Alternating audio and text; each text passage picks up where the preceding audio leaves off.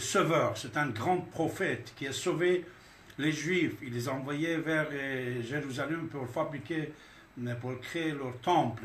Le roi Cyrus, une grande partie de l'Ancien Testament, ça concerne le roi Cyrus. Alors David Abbassi, depuis 30 ans, voilà, c'est vrai, il y a 30 ans, en 1987, j'ai décidé de publier un agenda, comme astrologie j'avais fait, voilà, un agenda de la civilisation, une première civilisation du monde, qui sort depuis 30 ans jusqu'à aujourd'hui, chaque année. C'est un agenda de poche. Et là-dedans, j'ai fait des recherches, des analyses. Après, j'ai nommé chaque jour, comme le calendrier français, pour quelqu'un. Alors, demain, c'est le 29 octobre, et je l'ai nommé au nom de roi Cyrus, il y a déjà 30 ans. Après, comme vous savez, le tombeau de roi Cyrus, comme le tombeau de Daniel, comme le tombeau de Mordechai, comme le tombeau de Esther, Cyrus c'était un roi perse, hein, il n'était pas juif, c'était un roi perse. Il est en Iran, à côté de Shiraz, à côté de Persépolis. Et depuis 30 ans que je faisais cet agenda, en bas d'agenda, je mettrais un mot comme quoi, allez-y si vous êtes en Iran, visitez le tombeau de roi Cyrus, qui est dans un désert, et quelques pierres seulement, quelques pierres, il n'y a pas aucun monument historique autour, rien de tout. À l'époque, pour la première fois quand j'ai annoncé ça, c'est mon frère qui est allé là-bas, après il m'a envoyé une photo, je voyais dans la photo, il y avait 3 personnes seulement sous le tombeau de roi Cyrus, il y a déjà 30 ans. Mon frère, il est décédé l'année dernière, en Iran bien sûr. En Iran, vous savez quel jour? Exactement ce jour-là, c'est-à-dire le jour de roi Cyrus. À 3 heures du matin, il va embrasser sa femme, ses enfants et tout ça, et il va dire que voilà, je vais prendre la voiture, je vais aller à Persépolis, et je vais aller à Pasargad, la ville s'appelle Pasargad, puisque c'est la journée de roi Cyrus. Je vais aller là-bas l'année dernière. Après, avant de prendre la voiture, il va tomber, crise cardiaque, et il est mort l'année dernière. Mais l'année dernière, mes chers amis, après 30 années de cette demande de réunir les Perses sous le tombeau de roi Cyrus, l'année dernière, il y avait une circulation énorme, 48 heures avant. Après, il y avait des milliers de voitures et des centaines de milliers de gens qui sont allés dans ce désert de Pasargad pour voir le tombeau de roi Cyrus.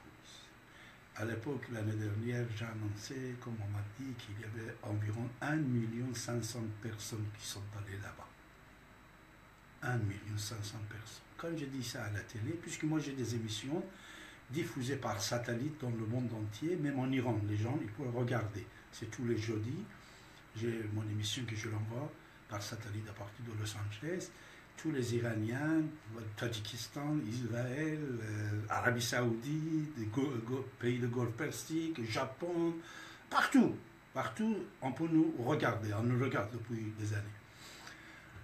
Alors moi j'ai dit 1 500 000. Après je reçois un coup de fil, la personne dit monsieur, je suis le gendarmerie de Shiraz, un officier de gendarmerie de Shiraz. Je voulais corriger tes propos. J'ai dit que moi je pensais qu'il va m'insulter, parce que c'était le pouvoir. Voilà. Je dis, je vous écoute monsieur. Il a dit il n'y avait pas 1 500 000. Nous, les gendarmes de Shiraz, on a calculé les voitures et les gens qui étaient dedans, il y avait 3 millions. L'année dernière, 3 millions de personnes sont allées sur le tombeau de Cyrus. Le tombeau de Cyrus, c'est le désert. Il n'y a rien de tout autour. Mais par contre, le tombeau de toutes les grandes personnalités chiites, c'est doré, c'est décoré, c'est vous pouvez regarder sur l'internet.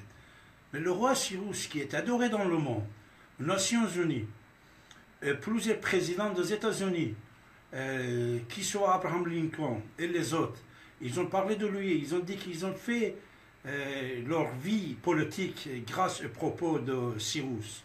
Même Jacques Chirac, notre président, il m'a dit, David, à l'époque, il m'a dit, David, dès que je connais Cyrus, roi Cyrus, par l'Ancien Testament, Et dès que je connais Saadi, Saadi Carnot, vous le connaissez, Saadi c'était son père, le père de Saadi Carnot, quand il va prendre le nom de Saadi, puisque Saadi c'est un grand sociologue, poète perse, il y a déjà 700 ans.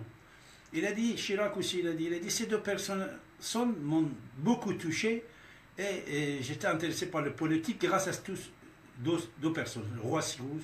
Voilà. Cet roi Cyrus que le monde il l'adore, qu'il soit chrétien, juif, bouddhiste, le roi Cyrus on l'adore, mais en Iran il est interdit actuellement. Alors depuis hier, j'étais informé que plus de 2000 automobiles, vannettes, je ne sais pas quoi, de l'armée iranienne, ils sont occupés de la totalité de la route vers Pasargad pour empêcher les gens d'y aller. Mais vous savez, les gens, ils sont en train d'y aller à pied. Et je suis sûr et certain que demain, il y aura 3, 4, 5 millions de personnes qui vont être dans le désert de Pasargad, de Shiraz, et aucun média international ne va pas en parler, comme ils n'ont pas parlé la dernière fois qui était l'année dernière. C'est-à-dire cette manifestation a commencé par mon frère, il a déjà 30 ans, 3 personnes, mais 3 millions de personnes. C'est une réussite de l'unité, de savoir-faire, de la sagesse du peuple.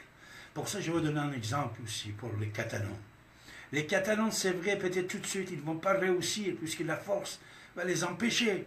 Mais je suis sûr et certain que comme Charles de Gaulle il a souhaité, moi je ne savais pas ça, cette parole, m'a dit, c'est un ami très cher pour moi qui m'a dit ça, mais je pense que la Suède de Charles de Gaulle, pour le peuple catalan, va prendre place, et si ça ne sera pas pour demain, ça sera pour après-demain.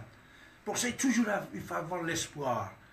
L'espoir, c'est très très important dans la vie. Il faut avoir espoir, il faut travailler, et n'oubliez pas que toujours il y a un élément supérieur dans la vie. Cet élément supérieur dans la vie pour vous aider. Une fois que vous êtes en train de marcher, cet élément va vous aider. Vous le nommez Dieu, vous le nommez je ne sais pas quoi. Cet élément supérieur qui est supérieur de toutes les forces humaines et nature va vous aider si vous avez décidé de changer le monde. Vous pouvez le changer, vous pouvez avancer. Les Catalans, ils ont fait quelque chose, voilà, je vais donner mon avis, hein. Ça c'était très joli, vous voyez, c'est-à-dire, ils ont cassé certaines règles pour l'avenir de leur peuple. Punaise, ils vont décider de leur vie, c'est le roi qui impose comme une dictature. Moi je pense, cet premier ministre espagnol, si lui il n'était pas à la place qui était là aujourd'hui, il y avait quelqu'un d'autre. Et si ce roi, ce n'était pas ce roi-là, il est gentil, mais moi seulement j'ai vu l'attitude qu'il a avec Chavez, ça n'était pas gentil, ça. Ça n'était pas humain. Regardez sur l'internet, vous pouvez voir. Même on peut être contre Chavez, mais on ne peut pas traiter le président d'une république comme un esclave, comme en pensant qu'on était en train de régner encore là-bas chez lui. Voilà, mais c'est autre chose. Mais ce peuple va réussir, comme tous les autres peuples qui ont réussi de prendre leurs indépendances et décider pour eux et pour leur vie. Alors vous avez la parole, n'oubliez pas, 08 92 23 95 20. Ne pensez pas que ce soir je suis contre mon ami Sarkozy, hein, non, c'est les informations. Je suis en même temps historien, écrivain, journaliste. Je ne dois pas fermer mes yeux envers de ce qui se passe dans notre pays ou dans notre monde. Il y a des sujets assez importants. Moi, je suis, comme je suis, vous me connaissez, je ne suis pas militant d'une personne, d'un parti. Mon métier, c'est historien, journaliste, écrivain. Voilà.